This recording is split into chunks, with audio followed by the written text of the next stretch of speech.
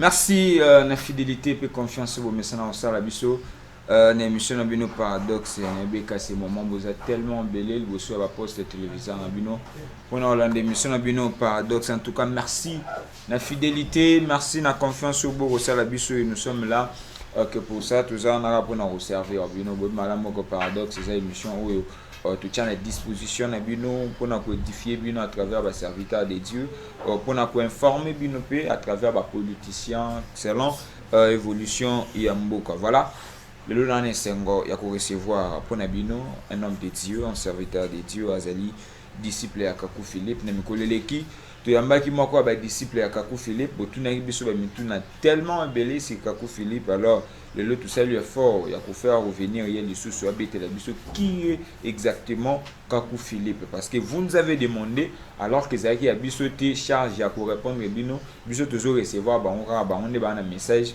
ya ko transmettre pa na bino. Voilà pourquoi les loto yambi apôtre Blanchard Musili ou les raming na baniment na biso ali moto représenter abete la biso le solo tout solo lanaï qui est exactement Kaku Philippe et quel est le message au Kaku Philippe et non parce que il faut te croire na prophète yatana biso. Voilà yatana yo faut croire en voilà et Kaku Philippe est là tu vas tout découvrir qui est Kaku Philippe ndena le baki. Notre invité d'aujourd'hui c'est apôtre Blanchard Musili, on appelle Simbote apôtre Mbote ndeko. Voilà c'est moi yamba les sous na plateau na biso. Oui, merci. Un monde va téléspectateur ba Hollanda yo de partout à ces moments ba ozila na moni déjà bandeko ba réagir tout à l'heure bandeko ba Hollanda yo mo na ko ebisa bino eza que ceux qui boyoki lelo que disciple moko ya Kaku Philippe aleki na etando eke po bino bolanda nde bosengeli penza ko vanda parce que ezali salut ya kaka une fois omoni yezo yaki kaka mbala moko bato bayambaki wana loka ba Marie de Magdala bazaki sauvé bato ba registra ki lokola ba pharisien ba sadducéen baza condamné. Noé yaki kaka mbala moko bato bayokaki Noé bakotaki na arche bato bayokaki Noé te baza condamné. Moïse yaki kaka mbala moko, Branham yaki kaka mbala moko bato bayokaki Branham tanga zo teya lelo baza invité bango nyonso baza lisuté na minute oyo baza na lo ya Branham na ye na saint d'Abraham bazo zela mokola jugement pour bakota na paradis. Voilà. Alors maintenant Kaku Philippe ye tana ye yango yo moto za ko bika lelo, c'est-à-dire ceux qui oyoki Kaku Philippe toza na moto msoko yoka te bino bozo comprendre te na génération mo bayoka ase moto moko nzamba zala na monoko moko parce que mosakoli nzambe babenga ki porte-parole nabi prophète nabia donc porte-parole. Or tala na gouvernement na bino kuna président zalaka na porte-parole moko ndenge moko nzamba zalaka na porte-parole moko molobeli ya mokili mobimba. Très bien, vous avez compris, apôtre Blanchard Musili. Je voulais juste vous signaler, rechargez déjà vos téléphones parce que l'émission au téléphone nous a ouvert. Si vous avez un appel, un message, pour répondre, vous rechargez déjà votre téléphone. Toujours, un moment, il y a recevoir l'appel, il y a recevoir, il y a autant de message. Voilà, comme je vous avais dit au début, que dans cette émission, toujours le bela qui est Kaku Philippe yangoza motuna tutuni bangonde balina réponse à couper sabiso qui est Kaku Philippe. Voilà apôtre Blanchard Musili. Tu côté en entrée du jeu. D'abord qui est Kaku Philippe et quel est sa message, quel est le message pour apporter. D'abord on attend à moi nazotanga Kaku verset chapitre 147 verset 4. Yoka Kaku Philippe wana zoloba après na ko expliquer no Kaku Philippe azanani. Yoka nenga lobi. La volonté de Dieu pour notre temps, c'est uniquement ce que moi le prophète Kaku Philippe j'ai prêché. Et vous le savez déjà. Vous devez jeter toutes les conceptions de Dieu que vous avez reçu autrefois dans vos églises et religions égyptiennes.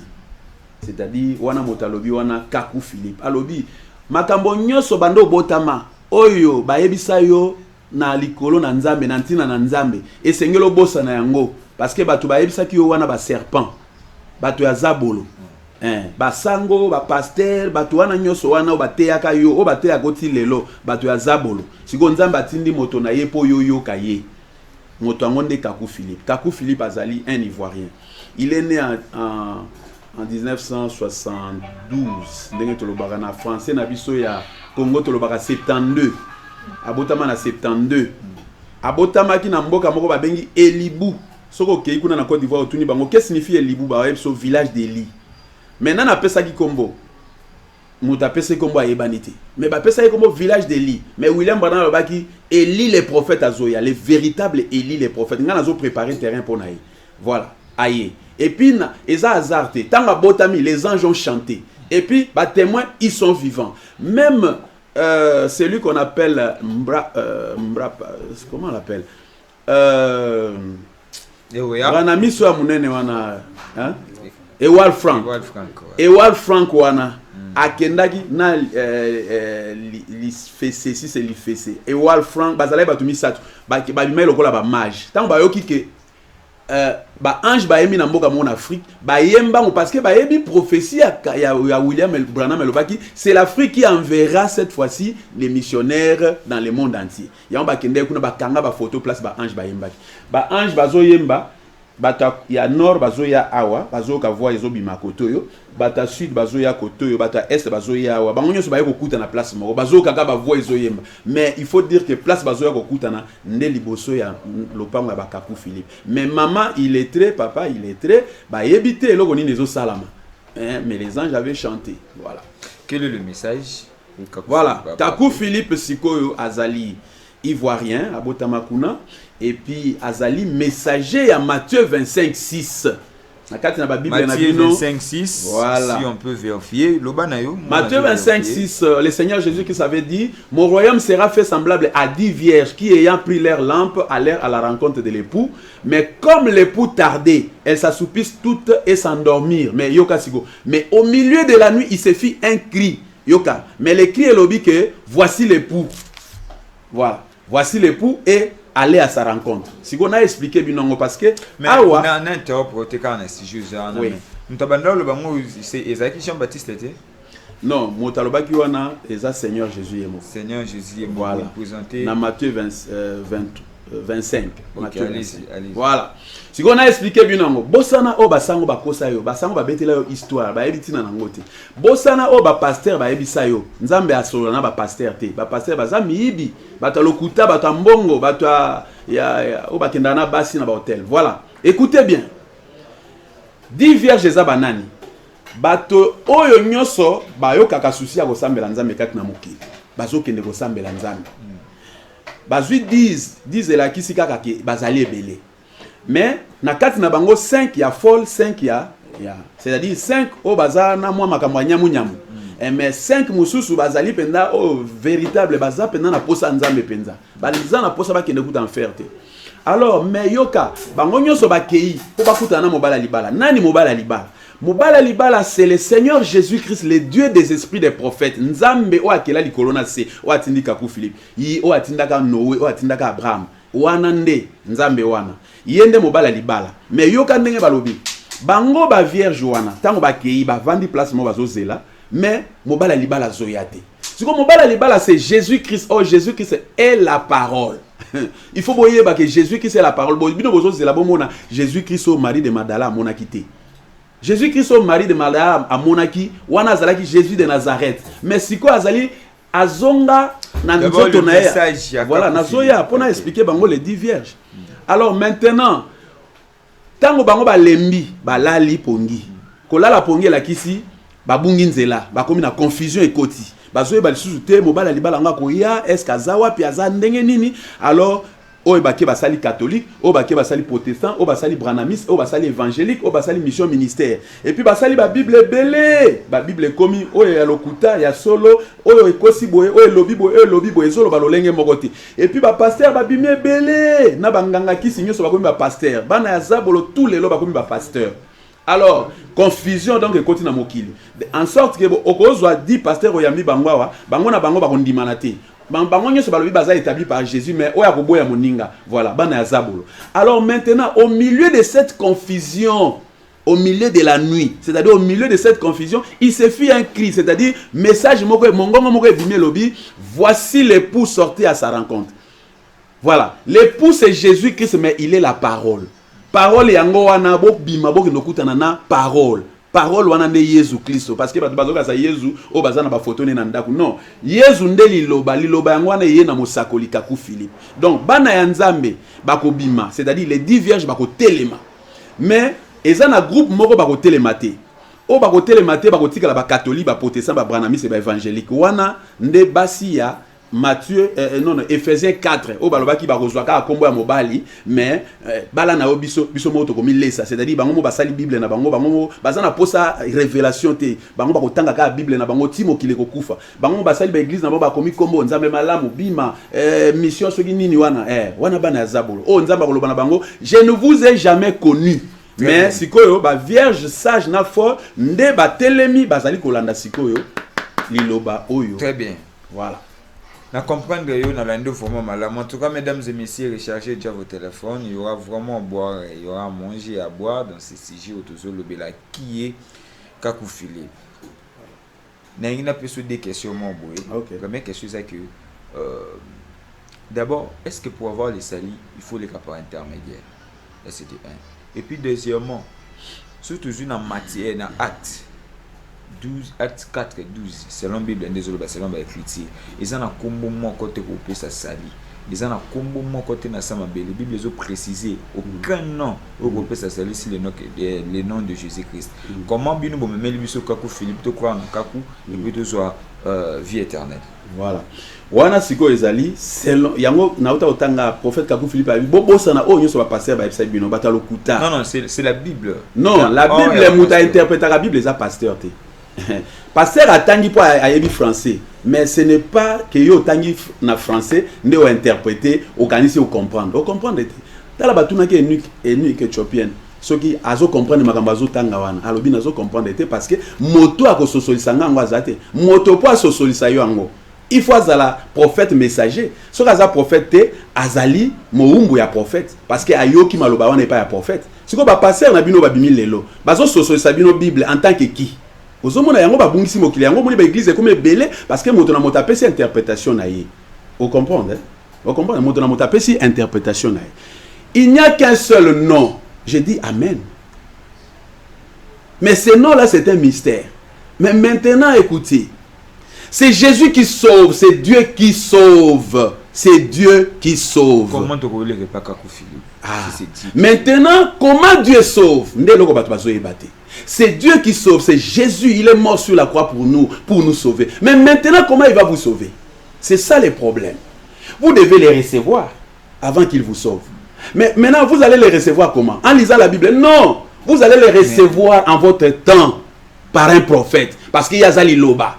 Akoya sous forme à liloba. Aye pas Noé. Batu bayambi Noé, liloba ya Noé, ne bayambi Jésus. Aye pas Moïse. Batu bayambi Moïse, ne bayambi Jésus. Aye pas Branham. Batu bayambi Branham, ne bayambi Jésus. Jean 13, 20. Quiconque reçoit une personne que j'envoie, me reçoit. Si vous avez déjà Jésus. Mais selon l'écriture, la Bible dit à tous ceux qui l'ont reçu, à tous ceux qui croient en soi. Il y a le pouvoir et non le pouvoir d'aller et pas à mon tout, mais de croire seulement en Jésus. À tous ceux qui l'ont reçu. Mais comment on reçoit Jésus? Tout le temps à ma commise. Hein? Tout le temps à Jésus. Comme Seigneur et Sauveur. Kofi Olomide na mabenyo sa sala wana yegamba morabi. Je te reçois comme Seigneur et Sauveur. Ba passer bazo ko sabino. Tout le temps à Jésus comment on les reçoit? Ok, vous avez la Bible. Jean 13, 20. Voilà, Jean 13. Jean 13, verset 20. Yezu ye moka yebisa biso neni bayambaka ye kolanda bo ba pasteur te eza théorie te ezali nani ba ben récitation ya ba catholique te. Jean 13. Comment déjà Jean 13? Ok, alors en vérité, je vous l'ai dit, c'est lui qui reçoit, c'est lui que j'aurais envoyé, me reçoit. D'accord. Et c'est lui qui me reçoit, voilà. C'est lui qui m'envoie. C'est lui qui reçoit quelqu'un que j'aurais envoyé, quelqu'un. Pas Batou. Bino boyambi lelo, ba o ba yambi mutombo ba o ba yambi mukuna ba o ba balobi ba te belete balobi tu oko recevoir moto o ya kotinda or yenzambe atinda kaka mosakoli atinda jamais pasteur. OK. O comprendre yo ko yamba nani ko yamba mosakoli siko yoka Jésus est mon taza sauveur, n'est-ce pas? Selon ne va passer à Sibino. Biso kaka Jésus, biso moto mosusu te parce que Jésus est mon taza sauveur. Oui, Jésus est un sauveur, mais eza ba tribu na e appelle ça kango na bato. Très bien. Bon, tozwa juge 3, tanga toke pardon. Allez-y, ngana za ba réponse na sumi yonde. Yozo. Bande ko ba Hollande va comprendre. Tanga po sunga bango. Problème so bakasanga na za ko inventer biloko. Biloko ezaka na kati ya ba Bible ba tanga na mais bazo betango pe kara parce que po bango il faut pas ça commerce na bango na kombo Jésus. Bon, allez-y, yo le baka juge, nga il faut n'attendre ngo po bayo kango bien po bakanisa te ke nga naza ko inventer makambo. Juge na juge. OK. 3. Na verset 9. OK. Yoka. Allez-y. Michou nangeza moi passer. Et les fils d'Israël, yoka bien, crie l'Éternel. OK. Yoka. Et l'Éternel suscita aux fils d'Israël un sauveur. Comme on est balobi ça Jésus té yoka kombo na e babi un sauveur qui les délivra, un sauveur ozoka qui les délivra et son nom c'est Othniel. C'était un sauveur. Pourquoi? Parce que il était le tabernacle de Dieu, c'est-à-dire yemota yambaki maloba ya nzambe na tolo na ye yemota memaki nzambe po aya ko délivrer bino. Un sauveur ezali nani, c'est le tabernacle nzoto nzambe ye kovanda na kati akomi sauveur. Soki nzambe aye kovanda na nzoto na yo yo komi sauveur o mokili mo bazo talela. Moïse était sauveur en son temps. Ba bazo comprendre te. Moïse, Dieu a fait de Moïse sauveur, c'est-à-dire Dieu lui-même là était en Moïse. Dieu étant maye na kati ya Moïse, automatiquement Moïse a commis sauveur parce que ezali kaka malobo e kobima na monoka Moïse yango nde ko sauver bino. Tangu nzambe aye pa Noé, automatiquement Noé a commis sauveur. Bato bakobika na déluge kako bakolanda malobo e ko uta na Noé. To continue kaka eloko wana. Yoka to keina 15 kaka wana. Et les fils d'Israël crièrent à l'Éternel, et l'Éternel leur suscita un sauveur, Ehud. Ozoka ba sauveur. Si ko binope, binopo comprendre te. Binope même en Afrique, Seigneur Jésus-Christ, il est mort le Dieu tout-puissant. Il est pas prometteur qui binope sauveur. Totanga. Ésaïe 19 verset 19. Très bien. Très bien. Alors à côté dans un pays et à Égypte, c'est-à-dire en Afrique, un sauveur et un défenseur a délivrer bino, nani, na enseignement à l'okuta ou ba passer ba pesi bino. C'est-à-dire Jésus, il est esprit, mais comment il va sauver les humains? Il y a un esprit à sauver bino ndengeni. Il faut avoir nzoto ya ko zwande ba benga prophète pour ya ko sauver bino. Un prophète c'est un sauveur. Yangwana alobaki, Paul alobi, yoka alobi na Paul. Paul alobi, le Seigneur m'a dit, je t'ai établi la lumière et pour que tu sois en salut. Alors, dans la lumière, c'est Jésus. Mais Paul a dit que lui était la lumière en son temps. Alors, Dieu m'a établi comme la lumière du monde, moi, Paul. Donc, tout celui qui cherchait la vie éternelle, n'attend à Paul, il fallait l'année Paul. OK. Voilà. Merci. Donc, c'est Dieu, le Seigneur Jésus-Christ, c'est mon comme il sera prophète, sauveur. Donc, la lumière du monde, c'est Kakou Philippe. Le salut, c'est Kakou Philippe. Très bien. C'est ce que les gens ne comprennent. Merci beaucoup. Voilà. La lumière, c'est Kakou Philippe. Voilà. Les sauveurs, c'est Kakou Philippe. Ouais. C'est ce que vous avez dit. Ouais. D'abord, Kakou Philippe, n'a pas ses baptême. Qui l'a baptisé? Kakou Philippe. Voilà.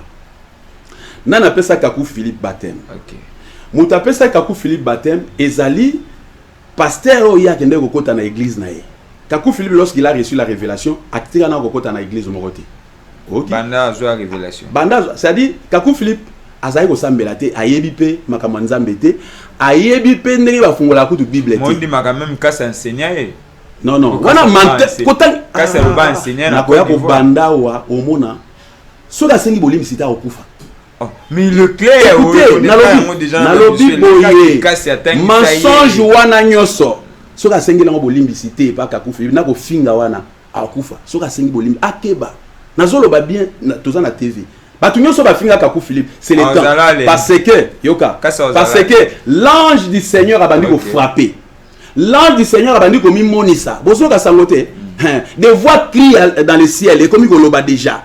je suis le Dieu de Kakou Philippe, à ça prophétiser que ba mingongo boza na stade bozo sambela boza ko invoquer Satan na bino bobenga Jésus, mais bogoyo kakuna je suis le Dieu de Kakou Philippe. Bogoyo quand même na l'église na bino je suis le Dieu de Kakou Philippe. Voilà, on a c'est baptême qu'il a baptisé. Tango azui message et troublé. Ah, ngana sambela siko message je sais que nzamba ngala kisanga que na banda ko kende église, abandi siko ko luka na ko kende église ni. Abanda ke pa ba mupe. Akei kuna ba MC to sambela je vous salue Marie. Esprit ezana kati na lobi awate. Akene église baptiste ba lobi awate. Ba atambo na église nyoso ti akoti na église oyo ba yebisi que il faut jouer baptême au nom du Seigneur Jésus-Christ, pas au nom du Père, du Fils et du Saint-Esprit. Il y a habité église ni akoti mais akoti wana. Allez, c'est quoi le bio pesa nga baptême. Ba pesi baptême parce que abandi na musalate. Voilà, ndenge pe Jésus akendaki ba pesi baptême parce qu'abandi na musalate. Mais ce n'est pas ce baptême où ça là que Kakou Philippe comme un prophète. Non, Kakou Philippe, Dieu avait déjà sémé en lui avant que le diable ait sémé. Voilà. Sikoyo à partir à côté de l'église wana, ndé siko ba comme mona makambo pa na ye. Il peut sortir comme ça, il vous dit ce qui va arriver. Il prie pour les malades en sorte que fidèle bazo qui ne soit pas pasteur te ba frère moka yekuna aza somo. Allez ti ba ngomo ba pesi comme prophète. Église na bon. Et puis à prophétiser mon colonie l'église wana ko kabwana. Ba mbule leki ba bosani bou église et puis alobi yona ye mutu ko kabula église wana ba tu vas comprendre l'église c'est ça 35 ans ko kabwana ndeni. Mokolongo e ko kaki église wana e kabwani. Kaka ndenga lobaki. Allez, pasteur a baptisé qui est Alandi Kakou Philippe. Kakou Philippe a baptisé pour la repentance, la restitution. Kakou Philippe a passé le baptême au nom du Seigneur Jésus-Christ pour la restitution. Voilà, le seul et unique baptême Oyo Lelo Fachi Foazwa, Soga Zuite, à Rolanda Mobutu Nanfer, Oyo Yoza député Nandako. Ozo baptême ya restitution soko zuite Rolanda Maradona en enfer oyo bino ba pasteur ya lelo ba bandi bozwa soki bozuite Rolanda mama olangi en enfer. Voilà, donc ceux qui ont eu baptême ya restitution ya prophète Kakou Philippe te bino batu bozoko yo kangai bokozwa na enfer bino tout bokende wana. Voilà, très bien, merci beaucoup. 089 15 66 354. En tout cas, je vous avais dit au début dans l'émission où on a qu'il y aura vraiment boire et à manger. Donc c'est 6 jours toujours le bel qui est Kakou Philippe. Rechargez déjà vos téléphones parce que tu as un téléphone tout le temps un message n'a appel na bino. Voilà, Kakou Philippe. Autrefois on a une zone en normalement tout ça là qui tout yamba qui pasteur Jano bande ko babena tout naie en fait c'est une question ba tout vu que le temps est kendaki vous avez temps tout naie alors na tout na yo apôtre bande ko batuni il y a le bic avant ntazwa aza la serviteur de Dieu il faut aller établi par Kakou Philippe bande ko batuna qui est Kakou Philippe qui l'a établi rapidement on est à question bande ko batuna qui maintenant batuna qui l'a établi Kakou Philippe. Voilà, alors qui a établi Kakou Philippe, c'est la même personne qui a établi Noé, Moïse, Jérémie. Mais a établi Saka. Dieu a établi les prophètes selon l'ordre de Melchisedec. C'est-à-dire, lorsque Dieu t'établisse, il te donne la commission, l'appel et un message prophétique qui va être prêché dans le monde entier. C'est-à-dire, Nzambe fois bengayo appel surnaturel, lokola Moïse va benga qui est na buisson ardent, lokola va benga qui Paul na chemin de Damas. Voilà. Donc Nzambe a benga qui Kakou Philippe le 24 avril 1993. Alors Nzambe fois tindayo, non seulement bengo mais fois tindayo. Mais si ko tanga ko tindayo, tindo wapi? Atindu pas ba nation, ba église nyoso, ba peuple nyoso ya nation. Il y a Israël mais il y a une nation. Alors maintenant, tant que tinda yo akopesa yo sango, akopesa yo message, akotindo to ke tanga Bible dit non. Nzambe sora bengio la preuve que abiye mutabenga ki atindi yo akopesa yo sango. Sango wana oya okuta wana mokilité. Yo moto ko prêcher ngo pe mokili mo ba ko yo kango. Alors, et soki kaka wana te, la preuve que Nzamba bengi moto, c'est que et kozala na écriture moko na kati ya Bible yo ko ya ko défendre écriture wana Nzamba kolakisa OK yo ndo yeko kokisa écriture wana Matthieu 25:6 nde Kakou Philippe ayeko kokisa ngo la preuve que ezali Nzambe mutabenga ki ye message wana tanga ko sakola ngo bana ya Nzambe bazana mokili mobimba peu importe ba continent peu importe couleur ya peau peu importe nationalité ba kolanda message wana yango ekokisa milelo yango ekokisa c'est-à-dire lelo moi petit pasteur moi aza akoyeko tombola mosapité alobake il peut faire ce que Kakou Philippe a fait. Kakou Philippe na bomona na TV te abimana mboka mokote azwana na avion ta aéroport mboka na baona ne mona été mais pona ni sangona eta mo mokili mobimba c'est ça Dieu pour boyeba keza ya nzambe. Alors donc Kakou Philippe c'est le Seigneur Jésus-Christ qui l'a établi selon l'ordre de Melchisedec, c'est-à-dire les mêmes qui est monté il va descendre, mais il va descendre comment? En prenant un corps, comme il avait pris le corps de Paul. Paul a dit, ce n'est pas moi qui vis, mais c'est Christ qui vit en moi. C'est la même chose aujourd'hui. Ce n'est pas Kakou Philippe qui vit, mais c'est Christ en Kakou Philippe. Et maintenant, pour yo comme un sacrificateur, c'est le prophète que Dieu a établi qui va vous établir. Nombre 3, 10. Moïse, tu établiras Aaron pour leur devoir de sacrificature. Et tout étranger, c'est-à-dire toute personne que toi, Moïse, tu n'as pas établi, qu'il soit tué. Ok? Qu'il soit mis à mort. C'est-à-dire, pour servir Dieu, Dieu doit envoyer un prophète qui va t'établir. C'est Paul qui a établi Timothée, Tite, Timothée. Dieu m'a parlé. Non, Timothée, Tite, jamais Dieu m'a parlé. Mais ils savent que c'est Paul qui les a établis. Très bien. Voilà. Très bien. Merci beaucoup. Tout ce qui est malin, en tout cas, pièce contre pièce. Dans 1 Corinthiens 3, 3, 10, Paul a précisé le mot.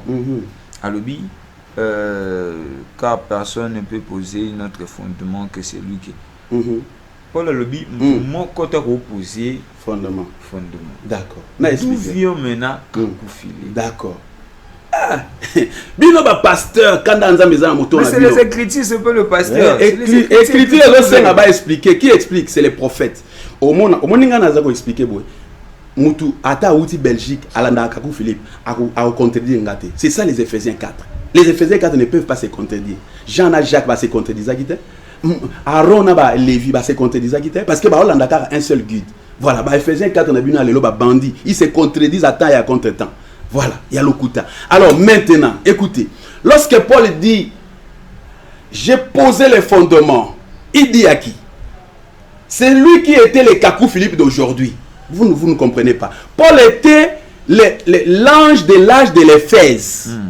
Donc, en dehors de Paul, Dieu n'était nulle part ailleurs. Je ne sais pas si tu comprends. Dieu n'était pas avec les pharisiens, Dieu n'était pas avec les sadducéens, les zélotes, mais Dieu était en Paul. Alors, c'est Paul qui a posé les fondements. Et maintenant, tout ce que Paul a dit là, personne ne pouvait ajouter ni ne retrancher en son temps. Même Timothée a établir. Bakoki ko ajouté parce que bango bazui révélation, c'est Paul seul qui avait reçu la révélation. N'a pas sur comprendre. Alors, c'est la même chose. Ce que Noé disait là, c'est Noé seul qui a reçu la révélation. Personne d'autre ne pouvait placer un mot de plus. Alors maintenant, Paul a koufi. Nzambe azanzambe ba koufite. Moïse a koufi nzamba tindi Josué, Paul a koufi nzamba tindi Irénée. Irénée a posé fondement. Branham a posé fondement. Chaque prophète pose les fondements pour sa génération. S'il vous plaît. Chaque prophète pose les fondements pour sa génération. D'ailleurs, Paul a dit, j'ai posé les fondements. Que tout bâtisseur bâtisse sur ma fondation. Ndako souka na fondation. Ndako il faut, ceux qui muta asali fondation, maçon musubaye, il faut élever, ça la élévation à mur. So sali élévation à mur. Et s'il alors, menuisier bakoya batie batol. Alors, ceux qui va menuisier batie batol, il faut baya ko sala ba crépissage. Ceux ba sala ba crépissage, bakotia ba carreau, ceux bakotia ba carreau, bakotia couleur. Nyonso wana ezali musala ya nzambe oyo batomana ye bakosala ba prophète na ye mutu bakosala ngo yo pasteur te démon, yo pasteur te. Omoni ezali musala ya ba prophète mutu bakosala yango. Alors, donc Dieu nous a donné cette église. Biso ba nation. Dans toutes ces églises-là, il y a des anges terrestres qui nous ont ba eunuque, c'est-à-dire ba kengeli ya mwasi na ye, c'est-à-dire ba kengela ka mwasi ya nzambe, c'est-à-dire son église et ça ba eunuque, ce sont des prophètes messagers.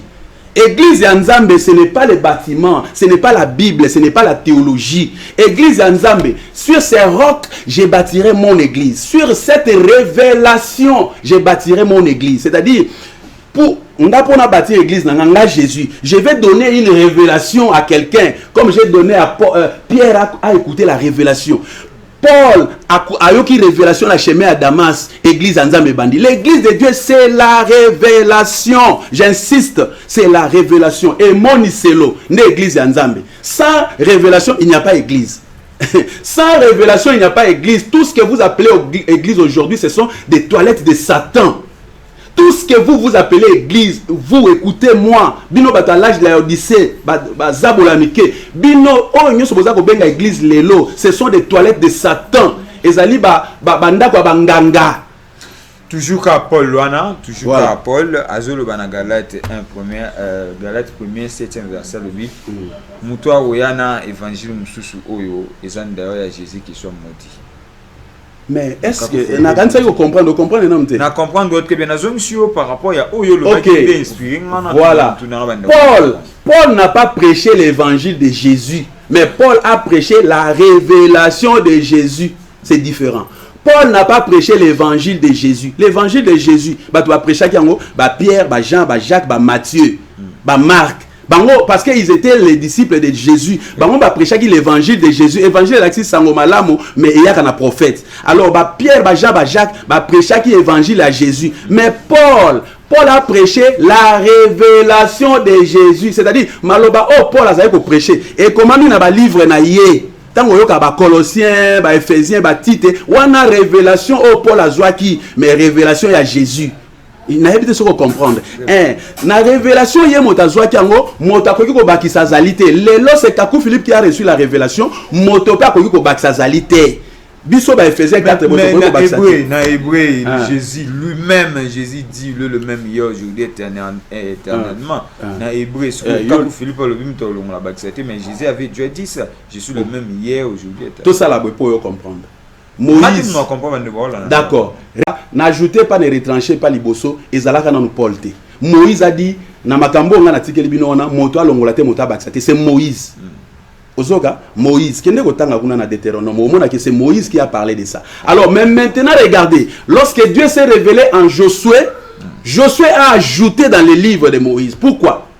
Pourquoi vous avez un livre et Josué dans la Bible? Parce que Josué était aussi un prophète qui a reçu la révélation. Mais Josué est venu ajouter.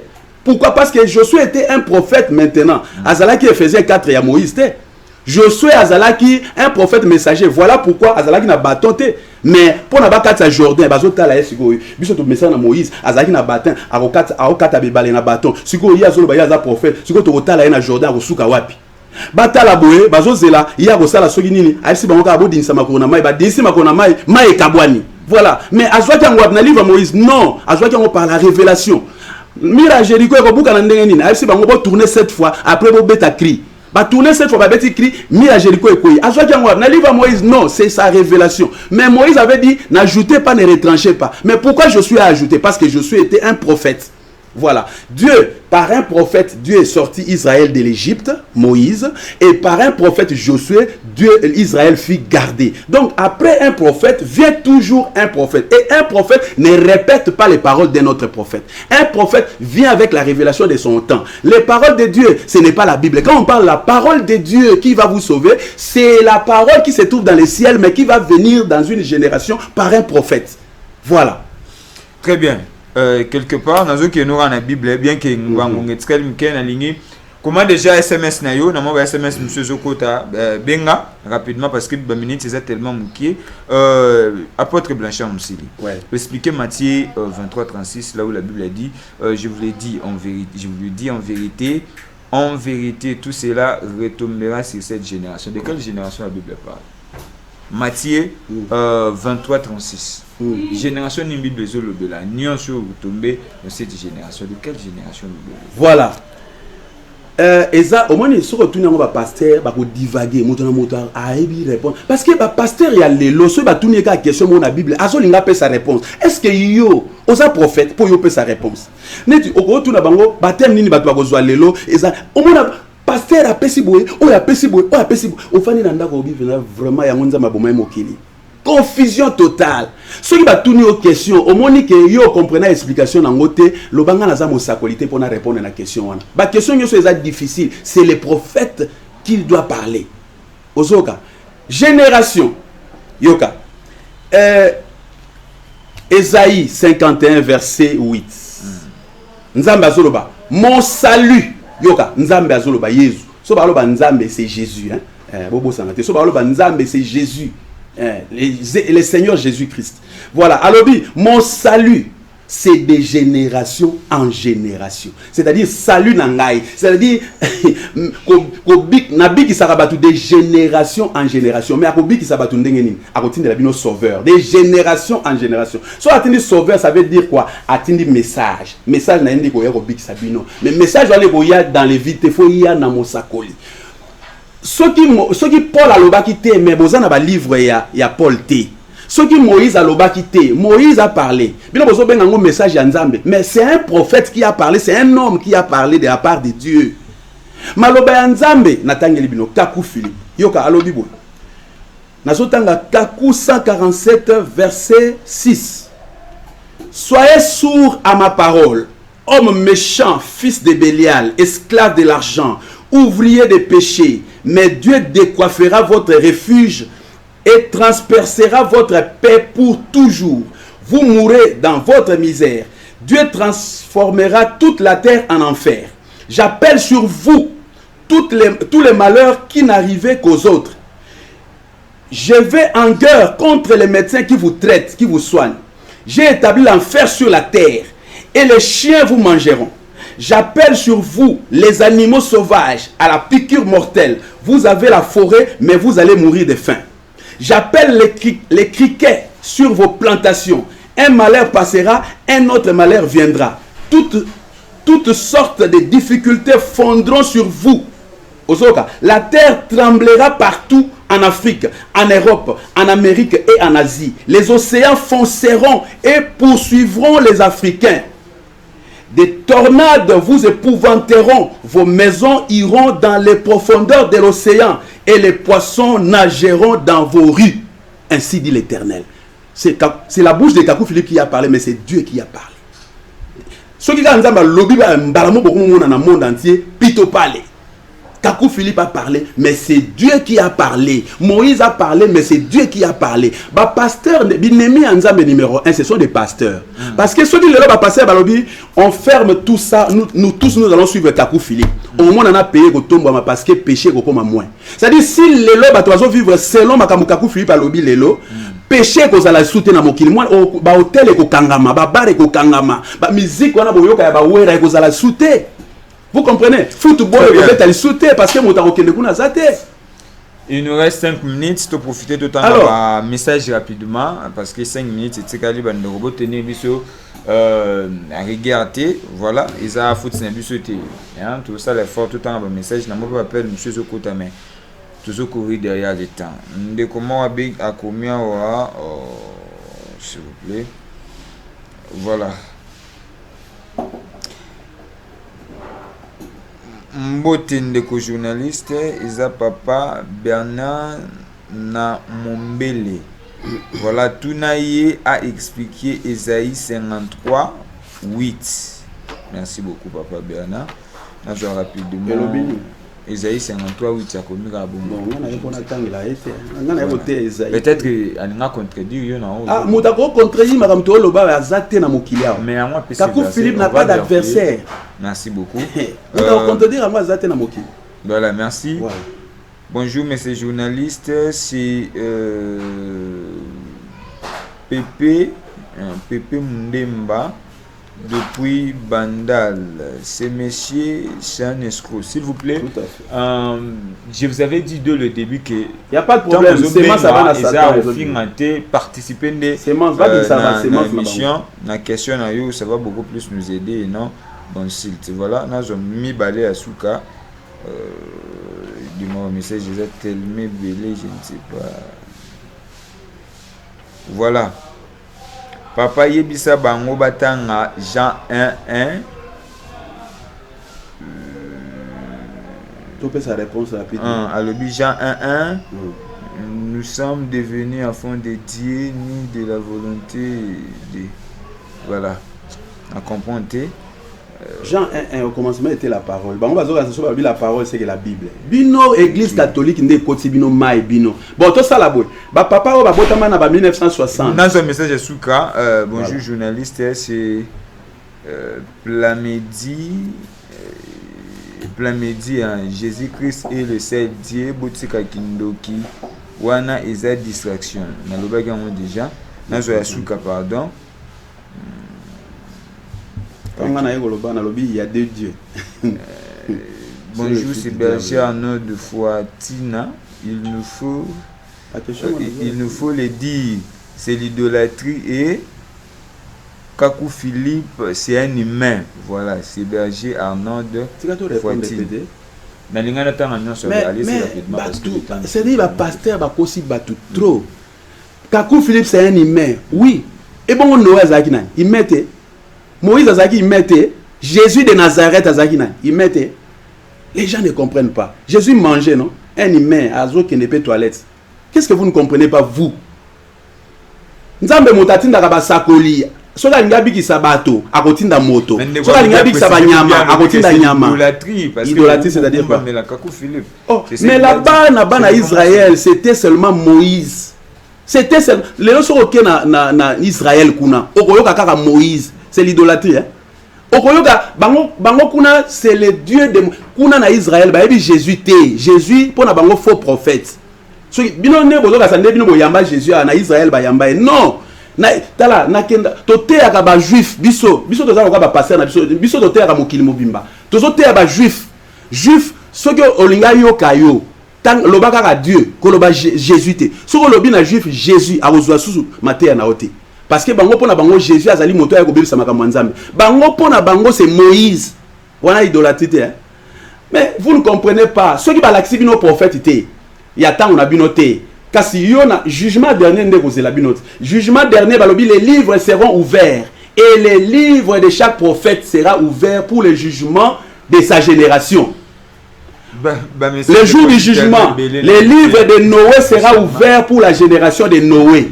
Les livres de Moïse sera ouvert pour la génération de Moïse. Les livres de Paul sera ouvert pour la génération de Paul. Aujourd'hui, binomio sobazo bikalelo olingo lingate.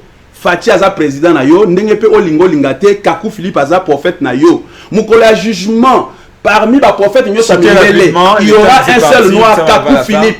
On va la juger d'après ce qui est écrit dans les livres de Kakou Philippe. Très bien, merci beaucoup, amis fidèles téléspectateurs. Nous sommes arrivés à la fin de cette émission. Ça a été vraiment pour nous un honneur de vous savoir très nombreux devant vos postes téléviseurs. Voilà une émission de nos paradoxes. Il y a beaucoup de retrouvons un paradoxe n'est pas ailleurs. Retrouvez-nous encore demain. Dans un site de pour le l'apôtre. Il y a eu tant de messages Ezawa. Tant de messages Ezawa. On a habité mon temps à moi, ça a été 30 secondes. D'accord. Mot de la fin. Kakou chapitre 146, verset 8. Oh, bazo tanga Kakou le lote bana Zabolo. En dehors de ce que Kakou Philippe a fait là, personne ne peut lire un autre évangile. Voilà. Depuis 2002, je vous ai toujours dit que de tout ce que vous faites, vous êtes en train de faire dans vos temples, églises et mosquées, il n'y a rien qui viendra en mémoire devant Dieu. Vous pouvez avoir la conviction d'être sauvé. Vous pouvez avoir vu des révélations sur lesquelles vous êtes assis. Vous pouvez être riche et avoir tout ce que vos cœurs désirent avec assurance et la paix du cœur. Mais vous irez en enfer si vous mourrez sans croire en moi, Kakou Philippe. Tant que ganga wana bozo kato bozo kate Noé azako ganga bino pona bino ezaka histoire Noé azako ganga bato bazo kate Kakou Philippe azo ganga bokangi matoi bolo ba bozolo ba déjà boza ba chrétien mais bolia ka ba sexe amibai na bino na basi na bino bozolo ba déjà boza ba chrétien mais botal ka match ya football ba mona ka bino na ba hotel na ba bar soki ka na poko ba bar efungwami ba chrétien nyoso ba baza ba chrétien ba ngotu ba ke na ba bar bazo botsa o bana wana ba dota yote okokena lifelo oza na ba mesh na mutu ese baby sa o motu na ba nzota mibalo liaka mais osoko mibenga chrétien mawasoni nkele. Très bien, merci beaucoup. Nous sommes arrivés à la fin. Merci à Apôtre Blanchard Moussili de nous avoir honorés en répondant à l'invitation à Bissau. Maintenant, moi, combien tout à l'heure à lobby. Vraiment te recevoir très prochainement pour tout continuer tout en approfondir. On a rendu de temps un message numéro à contact. 085 11 66 800. On a bandeli 085 11 66 800.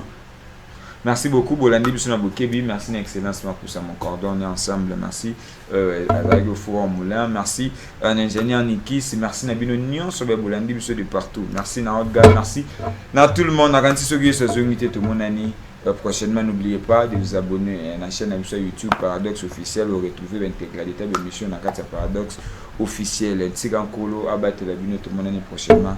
Au revoir.